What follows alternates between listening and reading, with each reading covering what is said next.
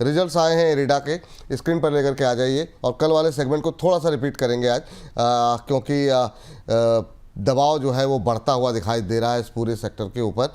IRDA के results आए हैं, ये देखिए, मुनाफा जो है वो 36% घटा है पिछले साल के मुकाबले, और इसी वजह से यहाँ पर दबाव बढ़ता हुआ दिखाई दे रहा है। 384 करोड़ से घटकर ये 247 करोड़ के आसपास रहा है। वहीं रेवेन्यू में हालांकि इजाफा देखने को मिला, 29% के आसपास की बढ़त, 1510 से बढ़ करके ये 1947 करोड़ पर आया है। नेट इंटरेस्ट इनकम की बात करें, यहाँ पर भी अच्छा इजाफा रहा है। लोन बुक जो है वो बढ़ती हुई दिखाई दी है, 63,000 करोड़ से बढ़ करके ये 79, क्या बल्कि 80 करोड़ कह सकते हैं इसको, तो 80,000 करोड़ के आसपास हुई है। लेकिन समस्या ये थोड़ा सा एनपीए बढ़ा है इरिडा में, और ये जो कंसोलिडेट जो कंपनी का नेट प्रॉफिट है उसमें कमी देखने को मिली है। इसकी वजह से आज दबाव देखने को मिल रहा है। सर, ये इरिडा में जो दबाव बढ़ता हुआ दिखाई दे रहा है, कहाँ तक जा सकता है? चार्ट क्या कह रहे हैं? 5.5% अब नीचे, 160 का लेवल। ये किन लेवल्स पे आपको लगता है जाकर के संभलेगा? क्या टिप्पणी रहेगी आपकी इरिडा को लेकर के? विपुल जी, रिजल्ट तो थोड़ा बहुत खराब आया है और मैं लगातार आपको यही बात बोल रहा था कि अगर हमको बाय करना चाहिए तो एक लेवल मैं आपको दिया था। लास्ट 8 से 10 बार हमने डिस्कशन किया, लेवल सेम है, 145 से लेके 150 का जोन। सो देखिए अभी 160 के आया है। अभी न्यूज कुछ भी हो, प्राइस एक्शंस पे आपको राइट वैल्यूएशन के साथ बाय करना है। मुझे लगता है कि शॉर्ट टाइम में इसमें थोड़ा बहुत प्रेशर रह सकता है, लाइक जैसे कि आज टीसीएस का भी रिजल्ट आया। टीसीएस इंटर आईटी में मैं लॉन्ग टर्म में बहुत बुलिश हूं, लेकिन शॉर्ट टर्म में रिजल्ट के कारण थोड़ा बहुत यहाँ पे जो है वॉलेटिलिटी रह सकता है। सेम इरिदा में मुझे लगता है कि यहाँ पे 145 150 कमिंग सून है, और 160 के आसपास अभी चल रहा है। बने रहिए जिनके पास है, लॉन्ग टर्म में कुछ भी प्रॉब्लम नहीं है। शॉर्ट टाइम में आपको बाइंग अपॉर्चुनिटी ढूंढना है, बाइंग अपॉर्चुनिटी रहेगा 145 150 के आसपास। 145 150 के आसपास बाइंग अपॉर्चुनिटी रहेगी। लेकिन सर, जो लोग दिखाते रहिए, शेयर को स्क्रीन पर ही रखिए इरिडा को फिलहाल के लिए, क्योंकि बहुत लोगों की पोजीशन यहाँ पर हर लेवल पे है, और लोगों के सवाल काफ़ी ज़्यादा आ रहे हैं।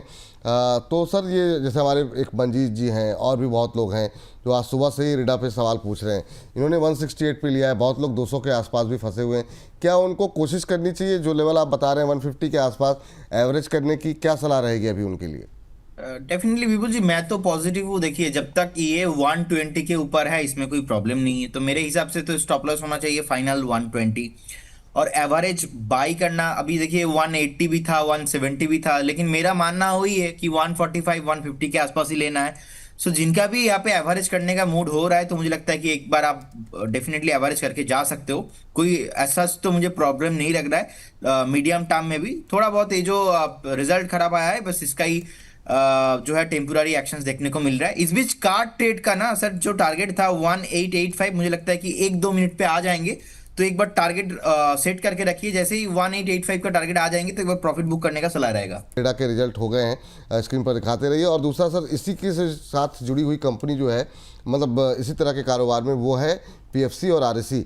ये लोग भी लोन देती हैं प्रोजेक्ट के लिए, लेकिन ये अभी भी मजबूती दिखा रहे हैं। कल हमने आपसे बात की थी, कल अच्छी मजबूती यहाँ पर रही, आज भी मोमेंटम में है। 435 436 का लेवल अब देखने को मिल रहा है। पीएफसी में अभी भी क्या कोई फ्रेश बाइंग के मौके हैं, या फिर रिजल्ट का वेट करना चाहिए, या फिर अभी आपकी टिप्पणी क्या रहेगी? विपुल जी, मैं बहुत टाइम से आपने डिस्कशन किया था और मैंने बोला था कि 430, देखिए 430 के ऊपर अभी आ चुका है। मुझे लगता है कि डेफिनेटली आपको एक बार आपका पोर्टफोलियो में होना चाहिए। जिस तरीके से यहाँ पे एक स्ट्रक्चर बिल्ड हो रहा है, मुझे लगता है कि यहाँ पे इमीडिएट लेवल पे 410 का एक स्टॉप लॉस होना चाहिए, और यहाँ पे लॉन्ग करना चाहिए 465 470 कमिंग सून शॉर्ट टाइम में। और थोड़ा बहुत भी अगर आप टाइम देते हो तो मुझे लगता है कि ऑल्सो 500 के ऊपर भी जाने वाला है। तो स्ट्रक्चर बहुत अच्छा बिल्ड हुआ है, बहुत टाइम से कंसोलिडेशन चल रहा था।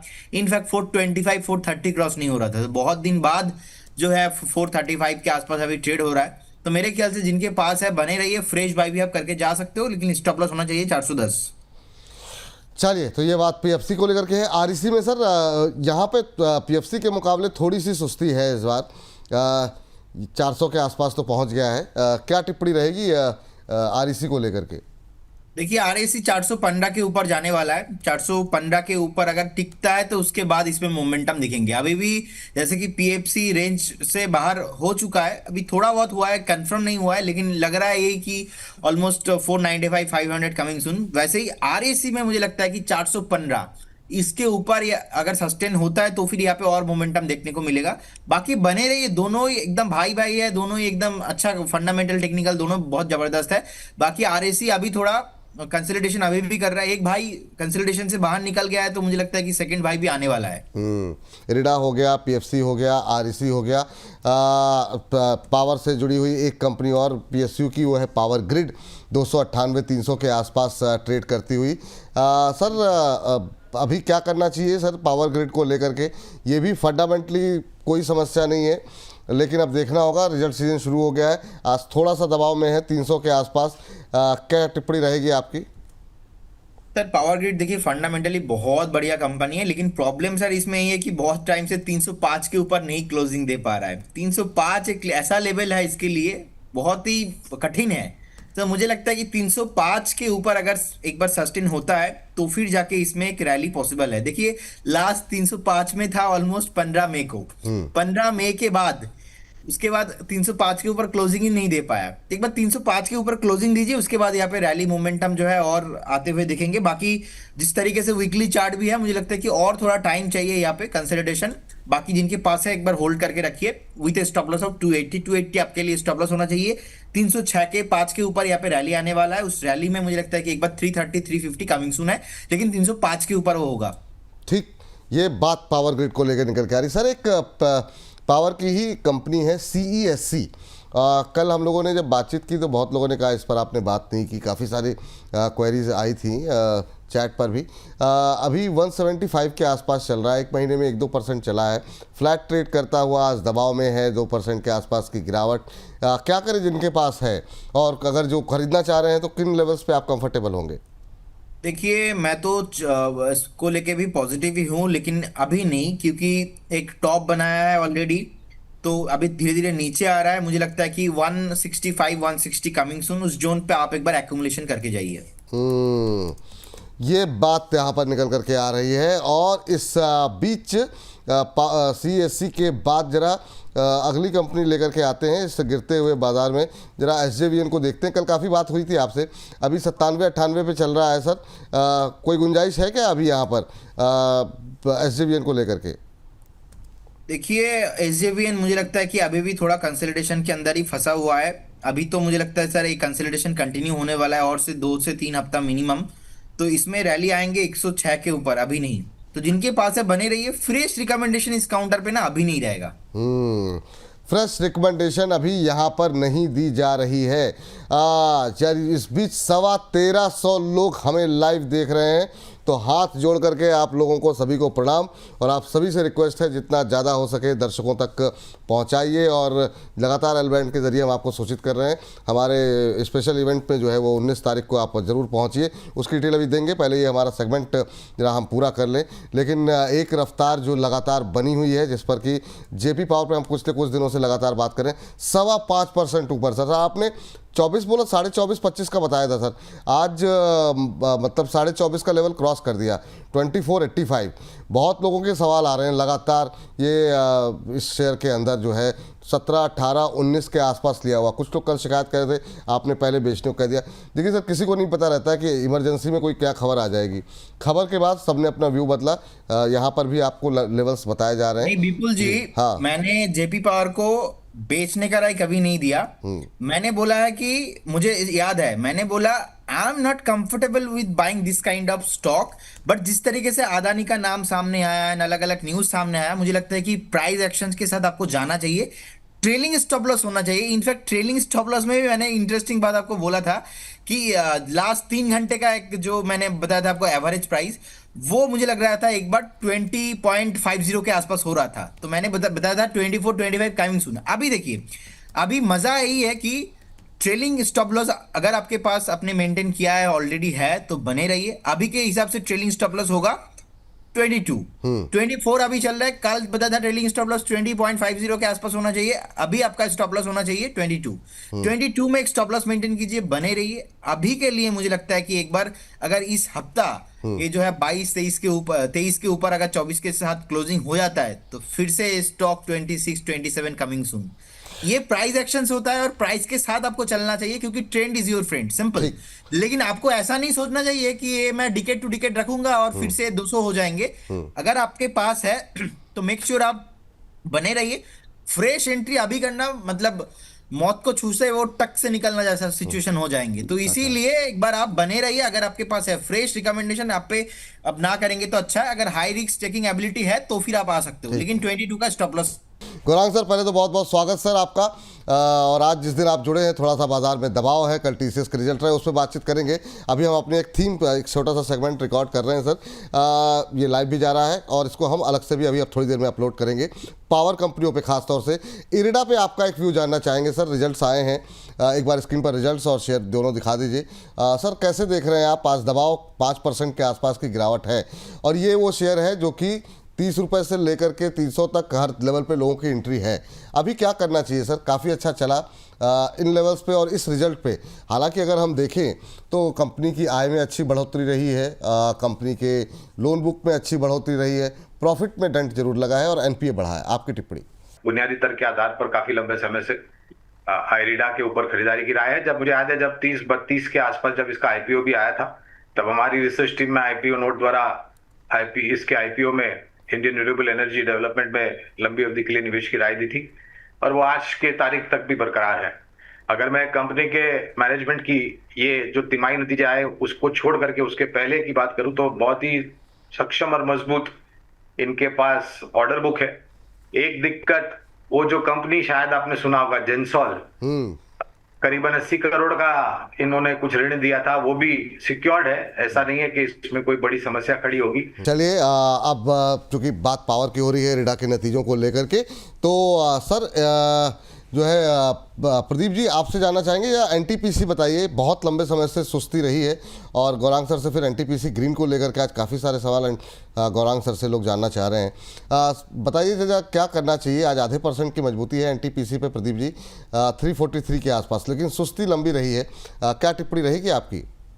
देखिए, जिस तरीके से यहाँ पे स्ट्रक्चर बिल्ड हुआ है 342 के आसपास अभी चल रहा है एनटीपीसी, तो मुझे लगता है कि आपको बने रहना चाहिए विद स्टॉप लॉस ऑफ 326। 326 के आसपास एक स्टॉप लॉस मेंटेन कीजिए, बने रहिए। मुझे लगता है कि नेक्स्ट बहुत जल्दी स्टॉक 355 एंड 360 कमिंग सुन है, और थोड़ा बहुत आप 4 से 5 महीना होल्ड करके जाते हो तो मुझे लगता है कि ऑल्सो 400 के आसपास कमिंग सुन है। 370 के आसपास एक रेजिस्टेंस है, इसको क्रॉस करने पे 400 बहुत जल्दी आने वाला है, लेकिन 326 आपको एक स्टॉप लॉस के साथ बने रहना है। ठीक। सर लंबी अवधि के आधार पर पावर को लेकर के आपका व्यू क्या है? क्योंकि इधर जो है बीते 2-4-6 महीनों में गौरांग सर हमने देखा कि काफ़ी सुस्ती रही है पावर क्षेत्र को लेकर के, जबकि उम्मीद थी गर्मी में कंजम्पशन बढ़ेगा, काफ़ी अच्छी तेज़ी की उम्मीद भी थी। आपकी टिप्पणी क्या रहेगी सर? और ख़ासतौर से एनटीपीसी ग्रीन को लेकर के ये मतलब क्या राय रहेगी? अभी क्या करना चाहिए जिनके पास है? आने वाले 3-5 साल में काफ़ी बड़ी ऊर्जा उत्पादन क्षमता जुड़ने वाली, और वो ज़्यादातर आपकी क्लीन एंड ग्रीन एनर्जी होगी, सोलार एंड विंड एनर्जी। इस बजट में माननीय वित्त मंत्री जी श्रीमती निर्मला सीतारामन जी ने परमाणु से ऊर्जा उत्पादन करने के लिए भी बातें करी हैं और सरकार की तरफ से उसकी नीतियां भी बनी है। ऊर्जा उत्पादन, ऊर्जा वितरीकरण और ऊर्जा उपकरण, ये तीनों ही जो अलग अलग भाग है ऊर्जा क्षेत्र के, इस पर हमारी खरीदारी की राय है। जहां तक आपका प्रश्न है, NTPC, Tata, JSW energy, Torrent power, इन सब पर लंबी अवधि के लिए खरीदारी की राय रही है। एनटीपीसी ग्रीन 108 का आईपीओ आया था, आईपीओ के बाद हमने अच्छा खासा ऊपर के स्तर देखा, तो वो जब आईपीओ आया था तब आईपीओ नोट द्वारा एनटीपीसी ग्रीन में भी लंबी अवधि के लिए निवेश की राय थी। अभी भी कर सकते हैं क्या खरीदारी 111 के आसपास? क्या सलाह रहेगी सर आपकी? देखिए, गिरावट पर करे ज्यादा मेरे ख्याल से अनुकूल होगा और योग्य भी रहेगा कारगर रणनीति के तहत। और बाजार में भी मुझे नहीं लग रहा है कि जिस प्रकार से टिप्पणियां आ रही है राष्ट्रपति ट्रंप अमेरिका की, हमारा ये मानना है कि नतीजों के आधार पर शायद आपको बेहतर रुझान बाजार में आते हुए देखेगा। तो गिरावट अगर आती है तब जाकर के आप एनटीपीसी ग्रीन में जोड़ सकते हैं। चलिए, ये बात यहाँ पर निकल करके आ रही है टीपीसी ग्रीन को लेकर के। अब जरा प्राइवेट प्लेयर पे जेएसडब्ल्यू एनर्जी का नाम लिया गौरांग सर ने। अब इस सेगमेंट को समाप्त करते हैं टाटा पावर और अदानी पावर का जिक्र करके। प्रदीप जी जरा देखिए, जरा टाटा पावर या अदानी पावर में से एक पर टिप्पणी आपकी और एक पर गौरांग सर की ले लेते हैं कि प्राइवेट प्लेयर पे अभी क्या करना चाहिए। कल भी हम लोगों ने इस पर बातचीत की थी और टाटा पावर लंबे समय से 400 के आसपास ही घूम रहा है। विपुल जी देखिए, टाटा पावर में मैं पॉजिटिव ही हूँ लॉन्ग टर्म में। अब मैंने आपको कल भी एक चीज बताया था कि टाटा पावर थोड़ा बहुत धीरे चलता है। अभी टेक्निकली देखा जाए तो 405 के आसपास एक रेसिस्टेंस बनाया। 405 के ऊपर ना बहुत टाइम से क्लोजिंग नहीं दे रहा था। अगर एक बार 405 के ऊपर क्लोजिंग मिलता है तो उस केस में मुझे लगता है कि बहुत जल्दी एक स्टॉक 445 एंड 450 के तरफ जाने के लिए बढ़ रहा है। तो जिनके पास है एक बार होल्ड करके रखिए, लेकिन मेक श्योर टाटा पावर थोड़ा धीरे चलता है compare to Adani power. Adani power में आप देखेंगे बहुत वॉलेटिल, अदानी मीन्स ही वॉलेटिलिटी। वो वॉलेटिलिटी आपको एटलीस्ट सहने का वो एक दिल में जिगड़ा होना चाहिए, तब जाके आप अदानी पावर जैसे स्टॉक में बने रहिए। स्ट्रक्चर अच्छा है, फॉर्मेशन भी हो चुका है। मुझे लगता है कि इसमें भी बहुत जल्दी 650 700 कमिंग सून है और एटलीस्ट 6 से 8 महीना टाइम आप देते हो तो मुझे लगता है कि 750 800 भी पॉसिबल है इसमें। तो इसमें एक स्टॉप लॉस आपको मेंटेन करके जाना है। स्टॉप लॉस रहेगा अभी के हिसाब से टेक्निकली 515 के आसपास एक स्टॉप लॉस मेंटेन कीजिए, बने रहिए। दोनों काउंटर में मैं पॉजिटिव हूँ, लेकिन अदानी पावर ज्यादा वॉलेटाइल है और टाटा पावर थोड़ा ठंडा रहता है, लेकिन फंडामेंटली दोनों काउंटर भी मुझे अच्छा लगता है। सर प्राइवेट में आपको टाटा पावर अदानी पावर पे गौरांग सर कोई व्यू है आपका, क्या करना चाहिए, या इसके अलावा कोई स्टॉक्स जो प्राइवेट सेक्टर से अच्छे लगते हो आपको? तो जैसे हमने बताया विपुल की, Tata power, NTPC, Torrent power, JSW energy, ये 4 ऊर्जा उत्पादन करने वाली कंपनियों पर हमारी रिसर्च टीम की तरफ से बुनियादी तर्क के आधार पर लंबी अवधि के लिए खरीदारी किया है। चलिए ठीक, ये बात तो इसी बात के साथ इस सेगमेंट को समाप्त करते हैं। समाप्त करने से पहले लेकिन एक टिप्पणी आपकी गौरांग सर लेना चाहेंगे। हाल फिलहाल में हमने देखा बहुत सारे जो छोटे छोटे प्लेयर हैं उनमें काफ़ी अच्छा मोमेंटम बना। जैसे अभी अदानी समूह अक्वायर कर रहा है तो जेपी पावर लगातार चल रहा है। इसके साथ साथ रतन इंडिया पावर, चूँकि रिलायंस पावर पहले ही अच्छा परफॉर्म कर चुका है लोअर लेवल से, सुजलॉन चल चुका है लोअर लेवल से, तो लोगों को लग रहा है शायद हर छोटे पावर शेयर में मजबूती रहेगी। आपकी निवेशकों को क्या सलाह रहेगी, रिटेल निवेशकों को खास तौर से? विपुल जी, अगर आपको खतरों के खिलाड़ी खेलने का शौक है तो आप अपनी बुद्धिमत्ता का प्रयोग कीजिए। हमारी राय तो हमेशा एक ही रही है कि bye quality, don't by quantity.